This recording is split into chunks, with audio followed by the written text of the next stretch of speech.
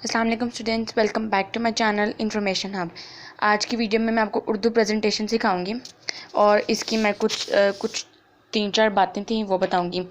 ये लाहौर बोर्ड का 2017 का जो है मेरे पास पेपर है, जिसमें से या पेपर पैटर्न भी समझ सकते हैं। MCQs आते हैं 15 नंबर के, जो कि टेक्स्ट बुक में से भी आते हैं और हमारी ग्रामर में से भी आते हैं। ग्रामर में से लास्ट पोर्शन आते हैं अराब और जो मुज़क्कर मुअन्नस से कुछ भी, ग्रामर और अराब में से अराब, ग्रामर और अराब, ठीक है। दूसरा जो है हमारे पास सवाल आता है नज़म और गज़ल अशार की तशरीह करनी होती है, जिसमें से हमने 3 शेर हैं वो नज़म के करने होते हैं और 2 शेर जो हैं वो गज़ल के करने होते हैं। ये 7 आते हैं, उन्हें 5 करने होते हैं, ये 10 नंबर के होते हैं।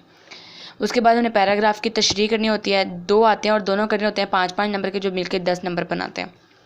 जैसे मुसन्निफ़ का नाम और ख़त कशीदा अल्फाज के मायने, 2 आते हैं और दोनों ही करने होते हैं। सवालात के जवाबात 8 आते हैं, 5 करने होते हैं 10 नंबर के। सवाल नंबर 5 2 खुलासे आते हैं, उनमें से 1 करना होता है 5 नंबर का। उसके बाद मजमून आते हैं, 3 आते हैं और हमने 1 करना होता है 15 नंबर का। तफ़हीम इबारात आती है, 1 ही आती है और 1 ही करनी होती है 10 नंबर की। 7वां सवाल, ये सारे सवाल करते करते 2 घंटे और 10 मिनट किधर जाते हैं पता नहीं चलता।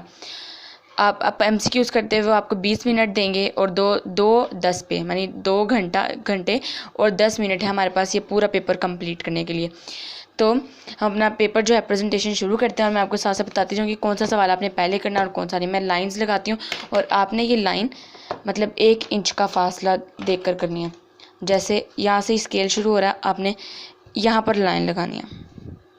ये ना इतने हिस्सा, अगर हम बोर्ड के पॉइंट ऑफ व्यू से देखें, इतना हिस्सा वो फाड़ लेते हैं या उन्होंने स्टेपलर लगाए होते हैं और पता नहीं चलता। आपने ये 1 इंच का फासला ज़रूर देना है, क्योंकि उन्होंने यहाँ पर ना मतलब सिया होता है हमारी वो जो शीट्स नहीं होती उनको सिया होता है और फिर ना जो हमने लिखा होता है वो हमारा अंदर चला जाता है।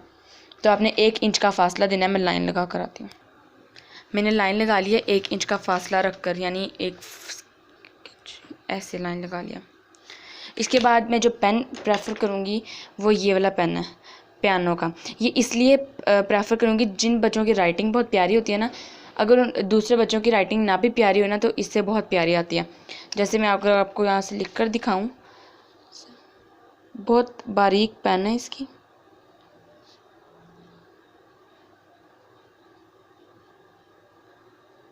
और मेरी राइटिंग इतनी प्यारी नहीं है जितनी यहाँ लिखी हुई आई है, सही बात है। उसके बाद अगर जो बच्चे ये कटा हुआ जो पेन है वो यूज़ करना चाहते हैं, ये वाला, तो आप वो भी कर सकते हैं, क्योंकि मुझे ये सही तरह यूज़ करना नहीं आता।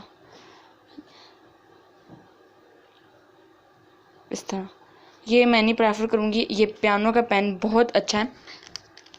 आप इस तरह अपनी स्पीड बना लें तो आप भी इससे लिखा करें। ये बहुत अच्छा पेन है, अभी से ले लें और मतलब बोर्ड के पेपर में भी यही लेके जाना। आपने इस तरह की ज्योमेट्री लेकर जानी है बोर्ड के पेपर में। ये मेरी यूज़ हुई हुई है, ये ट्रांसपेरेंट। उसके अंदर आपके यहाँ रोल नंबर स्लिप होगी और इस तरह के कुछ पेन्स होंगे। मेरे पास कुछ डॉलर का पेन है, इंक, उसके बाद एक क्या आपने स्केल लेकर जाना है और ये पेन। आपने जो जितने पेन लेके जाना है उनमें इंक फिल करके लेके जानी है। मेरे पास कटे हुए मार्कर आप जितने रख सकते हैं, और अगर आपके पास इस तरह का मार्कर है लाइन लगाने वाला, तो आपने क्या करना है, आपने ये लेना है मार्कर और इसके यहाँ पर जो ड्रिप्स वाली टेप नहीं होती, आप वो इधर लगा लें और आपको पता चल जाएगा कि मतलब ये हमारा कटा हुआ और आपका टाइम वेस्ट नहीं होगा। अब बात करते हैं हम अपनी प्रेजेंटेशन की। सबसे पहले अगर टाइम के लिहाज से देखें तो ये दोनों सवाल बड़े लंबे हैं और ये जो नज़म और गज़ल है ये पेज भी बहुत लिखते हैं। तो आपने सबसे पहले शुरू करना है सवालात के जवाबात से। आपके 15 नंबर हो गए MCQs के, उसके बाद आपने करना है सवालात के जवाबात। हम यहाँ पर शुरू करते हैं सवालात के जवाबात।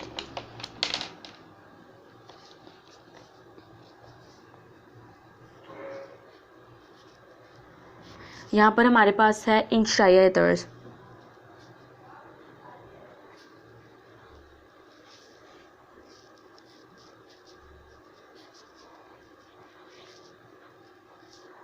इंशाया तर्ज, ठीक है। उसके बाद हमारे पास है हिस्सा अव्वल। ये हमारे पास हिस्सा दोम में आता है, ठीक है। आप ये ना लिखें, आप सीधा जाएं सवाल नंबर। हम यहाँ पर सवाल नंबर लिखेंगे। सवाल नंबर हमारे पास ये है। यहाँ पर अगर हम देखें तो सवालात के जवाब में सवाल नंबर 4 है, तो हम सवाल नंबर जो है 4 लिखेंगे। ठीक है। और यहाँ पर हम लिखेंगे सवालात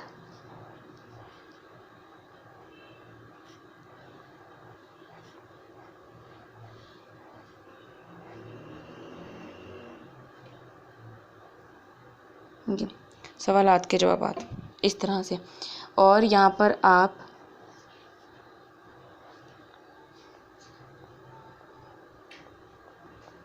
ये आप अपनी मर्ज़ी से डेकोरेशन कर सकते हैं, जो करते होते हैं। सिर्फ आपने सब टॉपिक पे, इस पे ना दें, ये ऐसी, ये सब टॉपिक पे ना, ये सब टॉपिक हेडिंग है हमारी।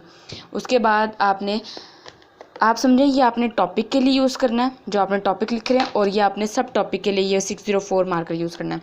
उसके बाद हमारे पास सवाल नंबर जैसे हमने करना है 1, और ये बात आपने जहन में रखनी है कि अगर आप पहला सवाल कर रहे हैं तो आपने पहला सवाल ही लिखना है, यानी अगर आप दूसरा करें तो दूसरा सवाल पहले लिख लें।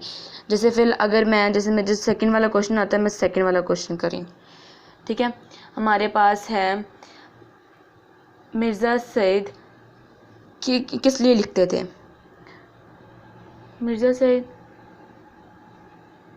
किसान ने चुगलखोर को किस शराइत पर मुलाजिम रखा।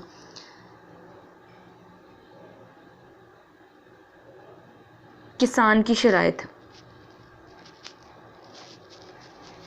इस तरह से लिखेंगे, किसान की शराइत, ठीक है।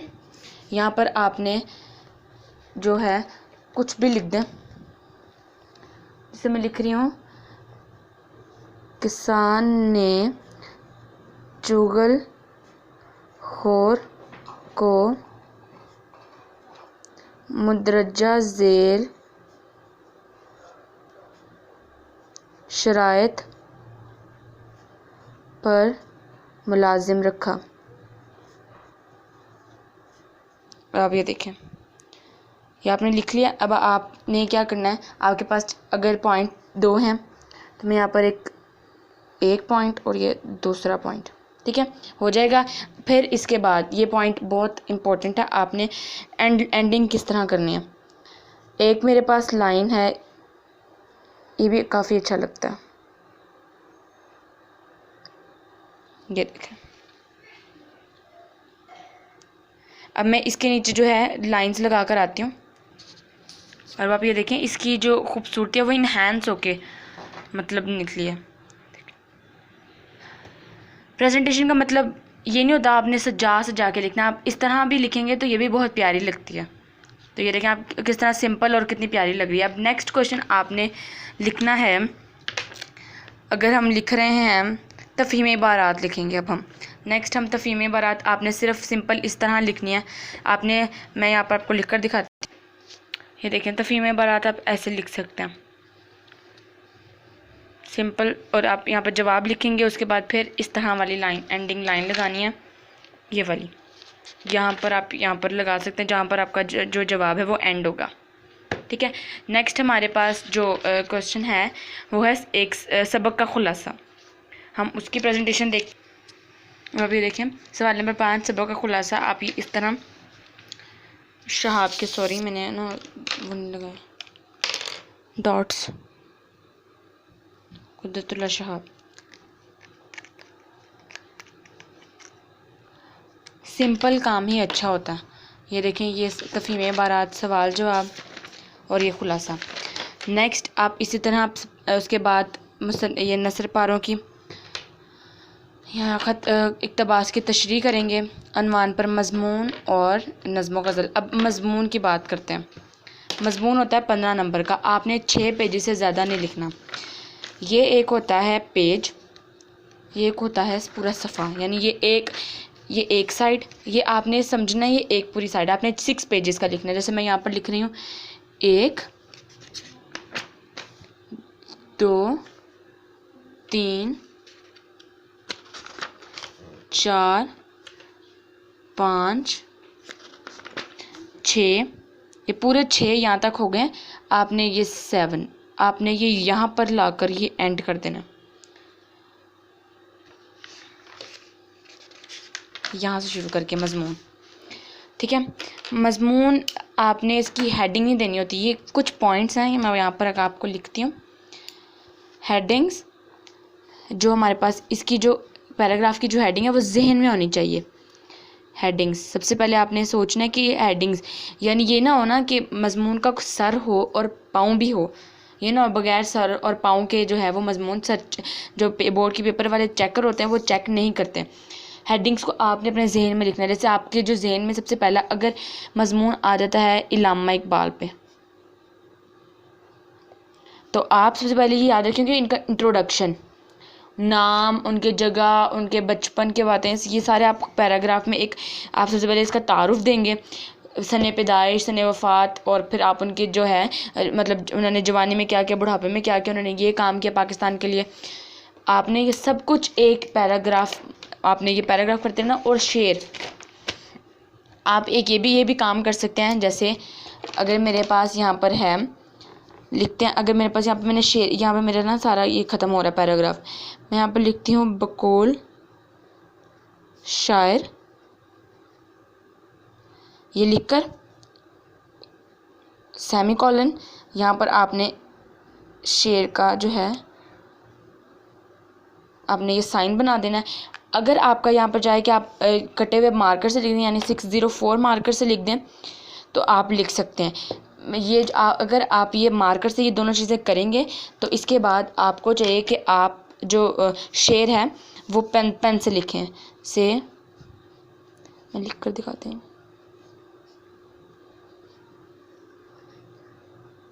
सॉरी, मुंतज़िर,